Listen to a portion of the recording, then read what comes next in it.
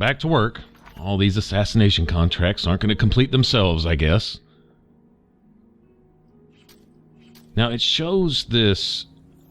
What's his name? Alval or whatever? Not exactly sure how to say his name. This Dark Elf. Alval. Alval Uvani. Close enough. Anyway. Says he's at Bruma, but he travels. I remember chasing this guy all over the place. It seems like whenever I tried to catch up with him, he'd always moved on to the next place. Best way I found to do this is literally go to his house. Looks like it's in Leowin, so we'll just go meet him there. He's supposed to be there on the Sunday, or the Oblivion equivalent of Sunday, I believe. We'll just, we'll see if we can't cut him off at the pass.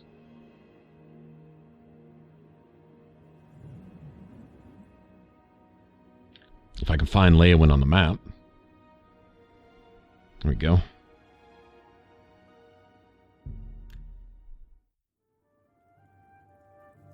Good to see you.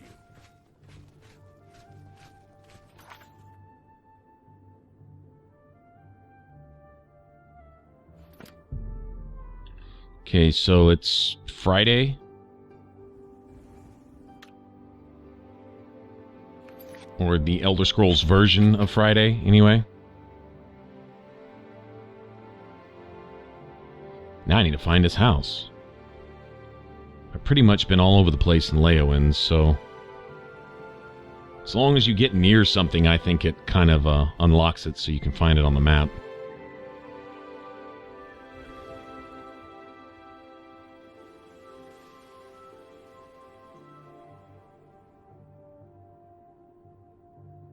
There we go.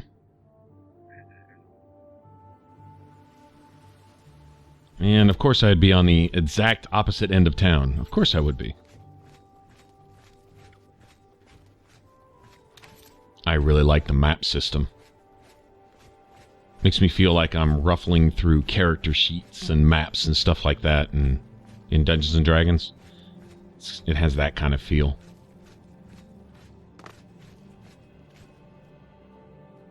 Hello. Have you heard about Clutch? They say that they... Oh. Well, we'll see who else needs to be taken care of here. I think it's somewhere off in this corner, isn't it? Yeah, there we go. Yeah, see who else needs to be taken care of here. And at some point, I'd like to go level up real quick. I'd like to get these last few points in agility. That'd be great if we could get that to 100.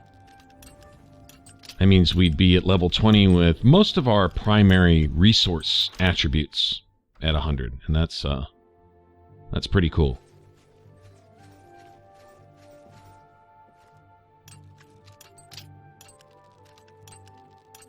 Well, since he's not here yet, I think we'll just look around his house. He's not going to be needing his stuff pretty soon, so figure we might as well take it, right?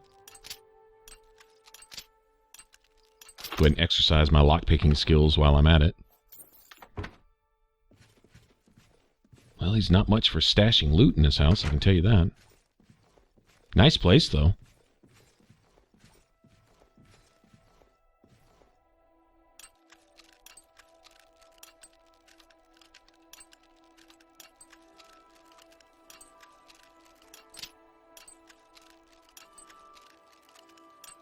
The rhythm I get into to pick locks, I've noticed the average locks are the absolute worst. They're the most annoying. They're the hardest. They really are.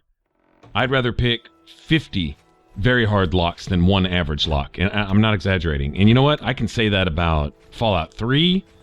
I can even say that about Skyrim. The average, or what would you call them? Mid-level locks are the absolute worst. Easy, not so bad.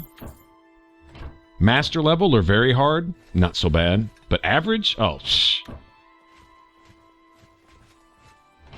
I swear, if I break 1,000 lockpicks during the course of a playthrough, 900 of them are on average locks, and the other 100 would be on everything else. Seriously.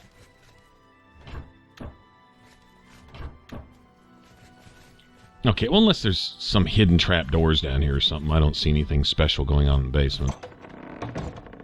I'm kind of hoping for some clue as to why I'm even killing this guy.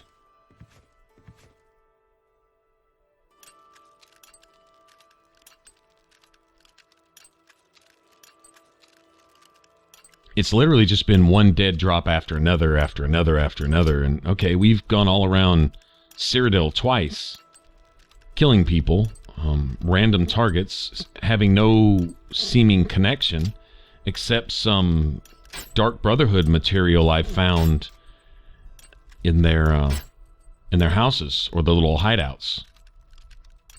Books that I saw all over the Dark Brotherhood Sanctuary, I've also found on these people here, as we've killed them. Not all of them, but some of them.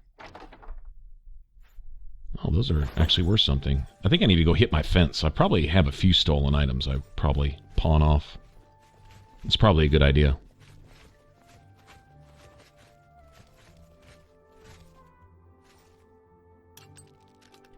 And this particular house is designed a bit like the Mages Guild here.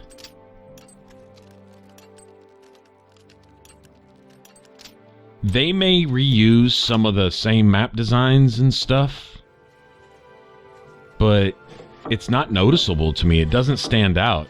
I really couldn't care less, personally, anyway. I'm a little bit more of a fan of what's going on in those areas as opposed to the areas themselves. I guess it's the difference between being immersed in the content and quality of a game or being immersed in superficial shit like graphics and stuff like that. I mean, I like pretty graphics as much as anyone else, but if the game is amazing, I think I'd prefer a really good game over really good graphics. If you can get both, that's great. Sometimes I wonder why some of these game designers don't seem to be able to do both. And they go for all the pretty dressing, but they leave out what's supposed to be inside the wrapper. I'd kind of rather have that instead. Or at least have that first. Put graphics on the back burner. I know. It seems like there's a line being drawn in the sand these days, and the graphics generation is winning. And the, hey, could I just get a good game, please, generation is losing. I don't think I'm alone in thinking that either. Alright, so... Oh, crap. Alright, so we can't wait inside. I was going to say we just wait till Sunday morning and see if this guy shows up at his house. Guess we'll wait outside then. Fine.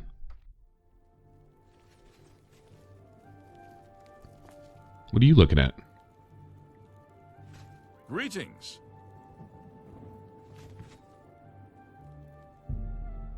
I don't know if I trust this shifty-looking character named Beto.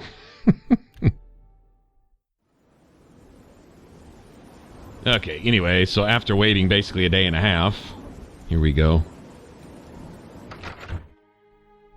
I try to cut out some of that for you guys. Loading screens and wait times and some of the training, you know, going down to the riverside to box mud crabs. If we ever stream, we'll get plenty of that.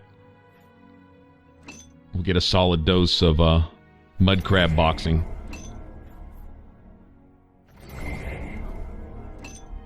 Oh wow, I wasted a greater soul gem? Oh, that is a waste, isn't it?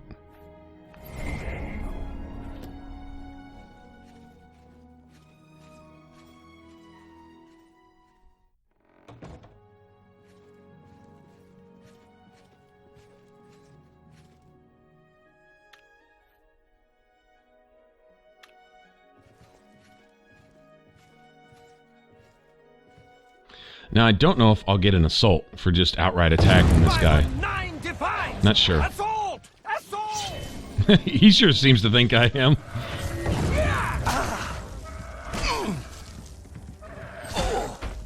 Oh, wow. My Atronach didn't like his tone of voice or something. Damn. Kick his ass then.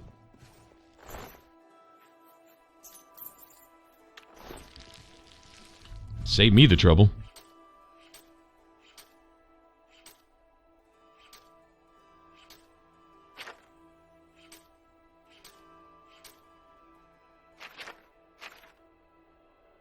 Oh, no bounty. Got away with it, I guess. All right, what? On to our next contract? Like, is this gonna end? That's the question.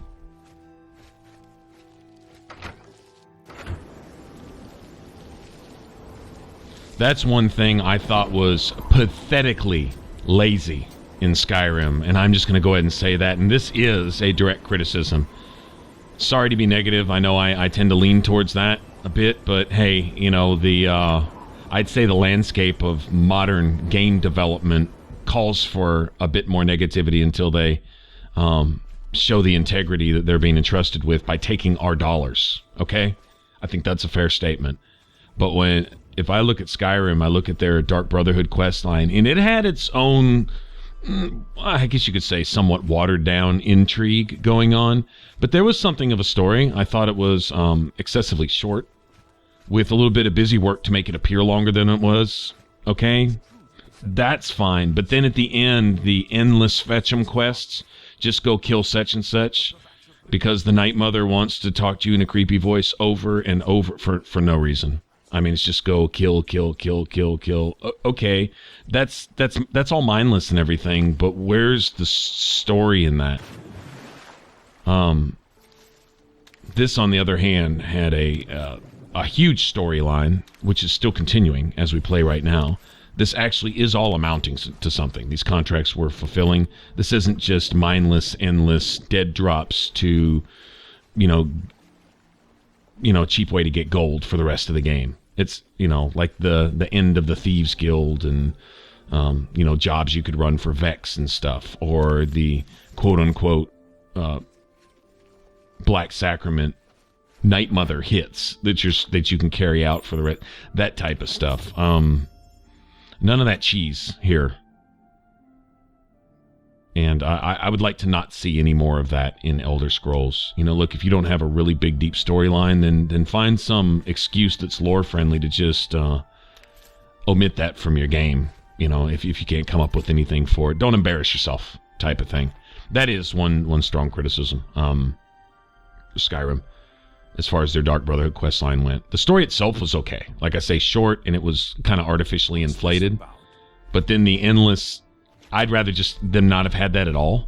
It'd have been cool to get an extra Dark Brotherhood follower or two, at the end of the Skyrim deal, and just roll like that. And, could you do some contracts? Fine, but it came too much as go here, kill them, come back.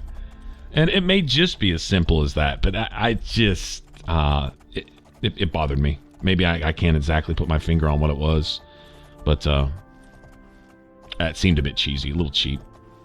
Kind of lazy.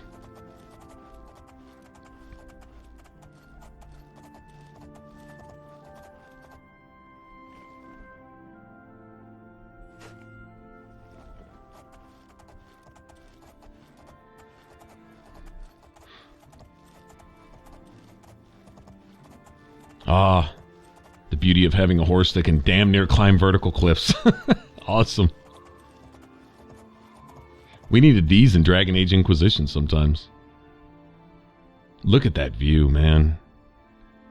Okay, so it's not meticulously 3D rendered and, 4K, Ultra 8, blah, blah. I don't care. That is beautifully designed. This was an open world that you could just live in. You could experience. You actually visited Cyrodiil in Oblivion. You didn't just go play the game. You were, like, actually visiting the area, and living out your little adventure, your little portion of life here, Havelstein Whoreblood. Poor guy. No wonder he's up here in a mountain by himself. Who'd want to go along with a name like that? Poor dude.